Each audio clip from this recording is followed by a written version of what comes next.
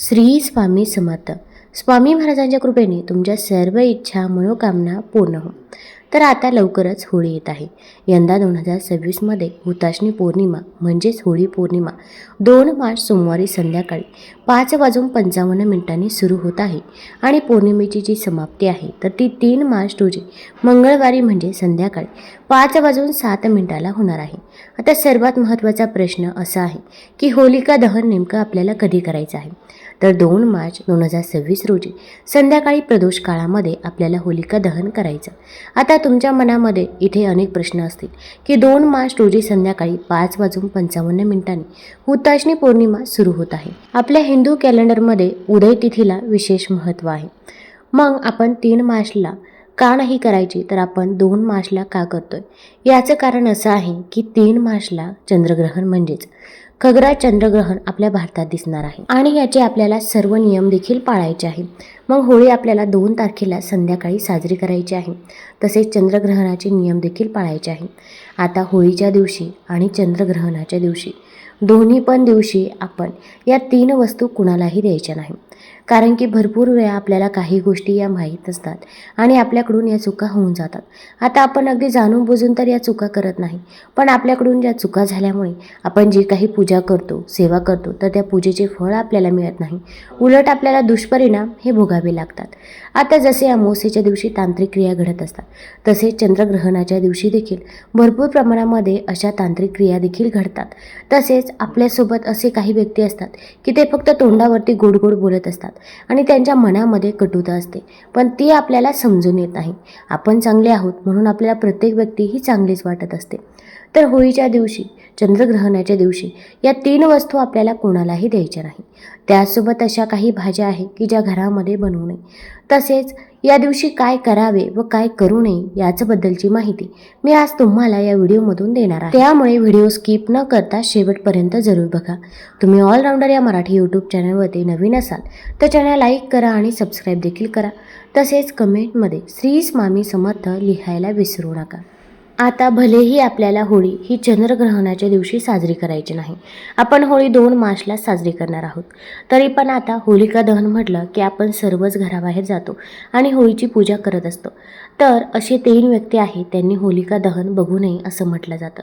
तर सर्वात महत्त्वाचं म्हणजे ज्या आपण गर्भवती महिला आहे तर त्यांनी होलिका दहन बघायचं नाही किंवा होलिकेचं दर्शन घ्यायला जायचं नाही. तसेच ज्या पण महिलांना मासिक धर्म आहे किंवा सूतक असेल तर त्यांनी देखील होलिका दहन करू नये असं म्हटलं जातं.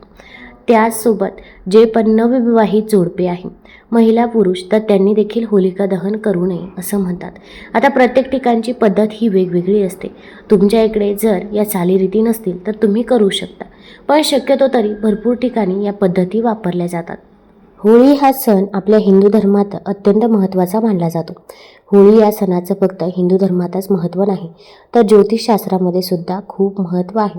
होळी दहन म्हणजे मनुष्याला आपल्या मनातील वाईट विचारांना होळीप्रमाणे आगीत जाळून राख करावी या गोष्टीचं प्रतीक आहे. होळीचा अर्थ केवळ लाकडे जाळणे नाही तर आपल्या मनातील लोभ, क्रोध, अहंकार आणि वासना यांसारख्या वाईट प्रवृत्तींना अग्निसाक्ष नष्ट करणे असाही होतो. आणि म्हणून हा सण आपण वाईटावर चांगल्याची मात म्हणूनही साजरा करत असतो. या दिवशी आपल्यामध्ये असणारी नकारात्मकता, वाईट गोष्टी जे आहेत तर ते आपण होळीच्या अग्नीमध्ये जाळून टाकत असतो आणि चांगले गुण जे आहे तर ते अंगी बाळगत असतो आणि म्हणून हा सण जो आहे तर तो साजरा केला जातो. आता 3 मार्चला धुलीवंदन देखील आहे आणि या दिवशी देखील आपल्याला काही नियम पाळायचे आहे. या दिवशी चंद्रग्रहण आहे. आता भारतीय वेळेनुसार चंद्रग्रहण दुपारी 3:20 सुरू होईल आणि संध्याकाळी 6:47 राहील. हे ग्रहण एकूण 3 तास 27 मिनिटे दिसणार आहे. तर आता या काळामध्ये आपल्याला काही नियम पाळायचे आहे. गर्भवती महिलांनी तर नियम पाळायचेच आहे, पण इतरही जे काही व्यक्ती आहेत, लहान मुले असतील किंवा अगदी वृद्ध व्यक्ती असतील तर त्यांनी देखील हे नियम पाळावे. कारण की लहान मुलांवरती, वृद्ध व्यक्तींवरती देखील याचा नकारात्मक परिणाम पडत असतो. तसेच आजारी व्यक्तींनी देखील काळजी घ्यायची आहे. जो चंद्रग्रहणाचा काळ आहे तर त्या काळामध्ये आपण चुकूनही घराबाहेर जायचं नाही. गर्भवती महिलांनी या काळामध्ये काळजी तर घ्यायचीच आहे, पण असं म्हटलं जातं की या काळामध्ये अगदी जेवण करू नये किंवा पाणी पिऊ नये. पण असं तर होऊ शकत नाही. आपण पाणी पिल्याशिवाय किंवा जेवण केल्याशिवाय राहू शकत नाही. तर यासाठी आपल्याला एक उपाय करायचा आहे. तर हे पहिल्यापासून आपले आजी आजोबा नेहमी करायचे, तर आपण देखील करायचं आहे.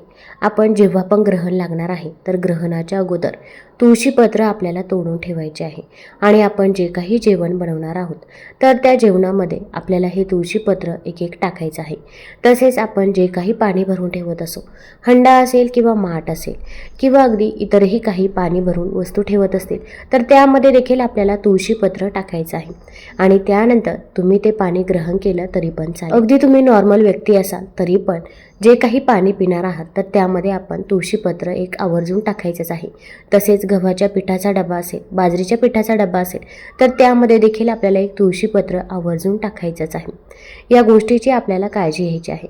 तुळशीपत्र टाकल्यानंतर तुम्ही त्या वस्तू नक्कीच ग्रहण करू शकता. आता अमावस्येच्या दिवशी जशा तांत्रिक क्रिया केल्या जातात, त्याचप्रमाणे चंद्रग्रहणाच्या दिवशी अशा काही गोष्टी घडत असतात. तर या दिवशी आपल्याला जर कोणी सफेद रंगाचा पदार्थ खायला दिला, मग सफेद रंगाची मिठाई असेल, सफेद रंगाचा पेढा असेल, तर तो चुकूनही ग्रहण करायचा नाही. आता अगदी तुमची खूप जवळची व्यक्ती असेल, तिचा तुमच्यावरती विश्वास असेल, तर तुम्ही घेऊ शकता. पण शक्यतो तरी या गोष्टी आपल्याला टाळायच्या आहे. विशेषतः तुमच्या घरातील लहान मुलांना या गोष्टी सांगून ठेवायच्या आहे. कारण की या काळामध्ये तांत्रिक क्रिया देखील घडत असतात. आता कुठे ना कुठे त्या गोष्टी थांबल्या आहे, पण तरी पण कुठेतरी या गोष्टी चालूच आहे. प्रत्येक व्यक्तीला आपल्याबद्दल, आपल्या मुलांबद्दल चांगलेच वाटते असं नाही. कारण की सर्व व्यक्ती आपल्यासोबत फक्त गोड गोड बोलत असतात, पण त्यांच्या मनामध्ये काय वाईटपणा आहे किंवा कटुता आहे हे आपल्याला देखील कळून येत नाही. त्यामुळे कोणीही सफेद रंगाचा पेढा किंवा सफेद रंगाची मिठाई आपल्याला या दिवशी जर खायला दिली, तर आपण ती चुकूनही ग्रहण करायची नाही. याची आपल्याला काळजी घ्यायची आहे. विशेषतः जो ग्रहणाचा काळ आहे, तर त्या काळामध्ये तर चुकूनही आपण हे पदार्थ ग्रहण करायचे नाही. आता आपण होळी पेटवत असतो, म्हणजे वाईटाचा नाश करत असतो. आता प्रत्येक गावामध्ये, अगदी प्रत्येक गल्लीमध्ये देखील होळी ही आवर्जून पेटवली जाते. आणि ह्या होळीमध्ये अनेक वस्तू देखील टाकल्या जातात. अगदी सर्वच जण या होळीमध्ये नारळ टाकतात. तर हा जो काही नारळ टाकतात, तो नारळ देखील घरातील सर्व व्यक्तींवरून उतरून टाकायचा आहे. तर आपण प्रत्येक व्यक्तीला पूर्वेकडे किंवा पश्चिमेकडे घरामध्ये तोंड करून उभं करायचं आहे. त्या व्यक्तीवरून तो नारळ 7 वेळा उतरवायचा आहे. आपण म्हणायचं आहे, माझ्या मुलाला, पतीला जी काही नजरबाधा झालेली असेल, इडापिडा, दुःख, दारिद्र्य, गरिबी, संकटे, अडचणी, अडथळे माझ्या मुलाच्या मागे असतील, तर ते पूर्णतः दूर होऊ दे असं म्हणायचं आहे. हाच नारळ सर्व व्यक्तींवरून उतरवा. त्यानंतर घराच्या बाहेर जा, मुख्य दरवाज्यावरून देखील हा नारळ आपण 7 वेळा उतरवायचा आहे. म्हणायचं आहे, माझ्या घराला जी काही नजरबाधा झालेली असेल, तर ती पूर्णतः दूर होऊ दे. त्यानंतर हा नारळ घेऊन घराबाहेर जायचं आहे आणि जळत्या होळीमध्ये आपण हा नारळ टाकायचा आहे. यामुळे नकारात्मकता ही नष्ट होत असते. तसेच आपल्याला लागलेली नजरबाधा, इडापिडा, दुःख, दारिद्र्य, आजारपण देखील दूर होत असतं. त्यामुळे होळीच्या दिवशी तुम्ही हा उपाय आवर्जून करायचा आहे. आता होळीच्या दिवशी अशा काही वस्तू आहेत की ज्या आपण चुकूनही कुणाला द्यायच्या नाही. आता आपण म्हणतो की या दिवशी दान केलं तर अतिउत्तम असतं, पण अगदी तुम्ही दानामध्ये अन्नदान करू शकता, एक ग्लास भरून पाणी देखील त्या व्यक्तीला देऊ शकता. पण अशा काही वस्तू आहे की ज्या चुकूनही द्यायच्या नाही. भरपूर वेळा काय होतं की आपल्याकडून या चुका होतात. मग आपण म्हणतो की घरामध्ये पैसा येतो, पण तो पैसा स्थिर राहत नाही, कुठेतरी वायफळ खर्च होऊन जातो किंवा खूप कष्ट करून, मेहनत करून देखील कष्टाचे फळ आपल्याला पाहिजे तसं मिळत नाही. एखादं काम आपण करायला गेलो, तर त्या काम करण्यासाठी आपल्याला खूप मेहनत करावी लागते. तेव्हा ते काम कुठेतरी आपलं पार पडत असतं किंवा मुलांचे विवाह जुळून येत नाही, घरामध्ये पैसा टिकत नाही, संतान प्राप्ती होत नाही किंवा तुमचं घर होत नाही, अशा अनेक समस्या आपल्याला असतात. तर आपल्या घरामध्ये अशा काही वस्तू असतात की ज्या लक्ष्मी स्वरूप असतात. आपण जर या लक्ष्मी स्वरूप वस्तू कुणाला दिल्या, तर आपल्याच घरामधील माता लक्ष्मी ही निघून जात असते व आपल्या घरामध्ये अलक्ष्मीचा वास होत असतो. त्यामुळे या गोष्टीची आपल्याला काळजी घ्यायची आहे. तर सर्वात महत्त्वाचं म्हणजे होळीच्या दिवशी तुम्ही चुकूनही कुणाकडून उधार पैसे घेऊ नका किंवा कुणालाही उधार पैसे देऊ नका.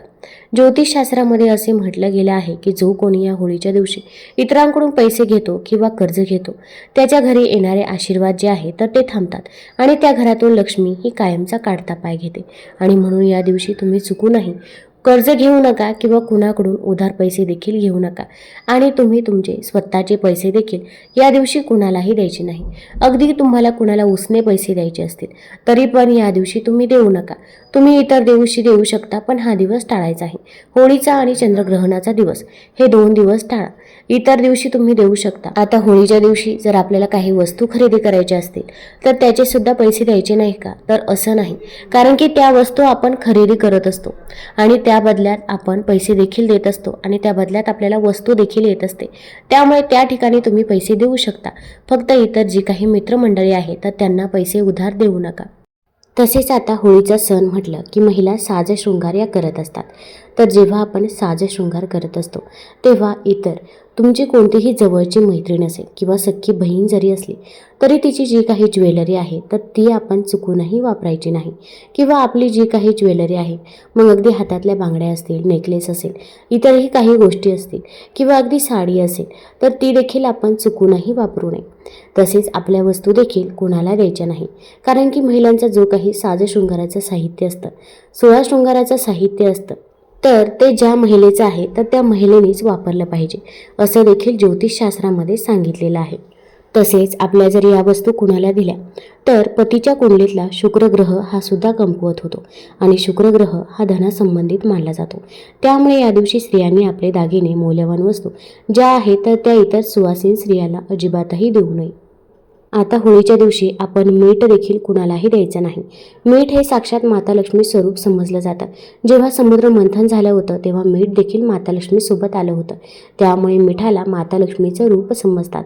या दिवशी अगदी आपण सकाळी आणि संध्याकाळी तसेच चंद्रग्रहणाच्या दिवशी देखील आपण मीठ चुकूनही कुणाला द्यायचं नाही. अगदी शेजारची व्यक्ती असेल ती जरी मागत असेल तरी पण आपण या दिवशी मीठ चुकूनही कुणाला देऊ नये.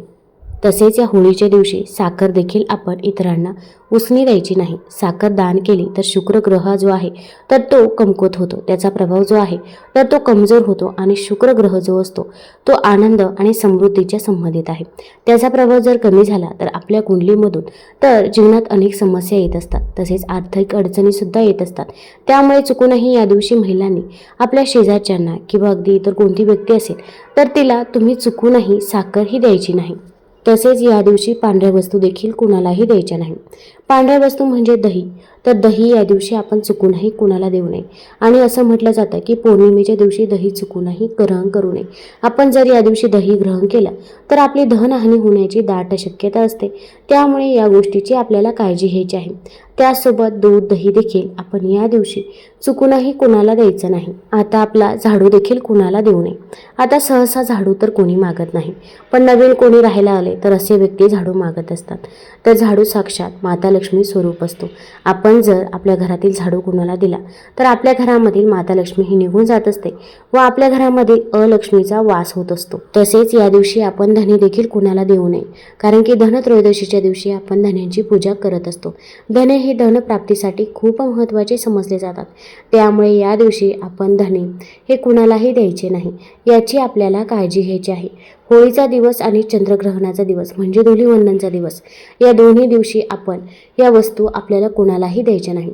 त्यासोबत आता होळीचा दिवस असेल किंवा धुलीवंदनचा दिवस, या दोन्ही दिवशी आपण काळ्या रंगाचे वस्त्र चुकूनही परिधान करायचे नाही, कारण की काळ्या रंगाकडे नकारात्मकता ही भरपूर प्रमाणामध्ये खेचली जाते.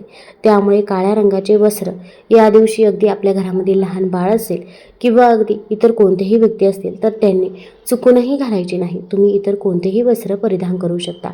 सफेद, निळ्या, हिरव्या रंगाचे वस्त्र, लाल रंगाचे वस्त्र परिधान करू शकता. फक्त आपल्याला काळा रंग वर्ज्य करायचा आहे. जेव्हा पण शुभकार्य असतं तेव्हा देखील आपण काळा रंग वर्ज्य करत असतो. तसेच होळीच्या दिवशी केस मोकळे सोडून होलिका दहन करू नये असं देखील म्हटलं जातं. आता या गोष्टींवरती जर तुमचा विश्वास असेल तर तुम्ही ते नियम नक्कीच पाळू शकता. तुम्हाला जर हा व्हिडिओ आवडला असेल तर चॅनल लाईक करा, सबस्क्राईब करा आणि आपल्या मित्रपरिवारासोबत जरूर शेअर करा. धन्यवाद.